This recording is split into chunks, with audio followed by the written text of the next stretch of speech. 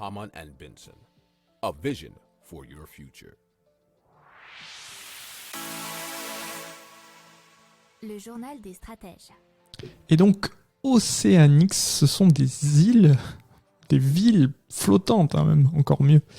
Et donc, on va commencer comme ça. 2 habitants de la planète sur 5 vivent à moins de 100 km des côtes et face à la montée des eaux, 500 villes côtières seraient menacées. D'ici à 2100, près de 1,5 milliard de personnes seraient affectées. Et parmi celles-ci, il y aurait 280 millions qui deviendraient réfugiés climatiques selon cet article du journal parimatch.com. Alors en France, ça serait environ 450 000 personnes, essentiellement en Aquitaine et dans les Hauts-de-France. Donc l'ONU développe, on va dire, en collaboration avec Oceanix, une ville, plutôt des villes flottantes qui viennent de l'émanation du cabinet danois Bjarke Ingels Group et des chercheurs du MIT. Alors, ce seront des cités de la mer qui seraient mobiles à moins de 10 km des côtes et qui seraient même modulables.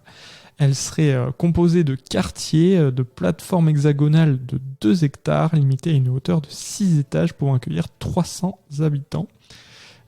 Étendant ainsi leur surface jusqu'à 6 villages de 6 quartiers.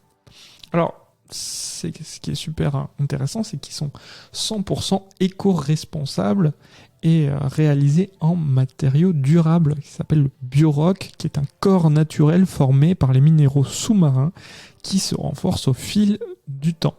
Et donc, ils seraient aussi autonomes en énergie grâce à des panneaux solaires, des mini-éoliennes et des bouées pour transformer l'énergie de la mer en électricité. Alors, les fruits et les légumes seraient cultivés hors sol et il y aurait également des fermes sous-marines pour élever poissons et crustacés. Alors, quant à l'eau, elle proviendrait de la pluie, de l'humidité de l'air, mais aussi des machines de désalinisation. Alors, il y a déjà une ville cobaye qui est prête pour très très vite, 2025, ça sera Busan en Corée du Sud. Et en 2040, elle pourrait être totalement opérationnelle.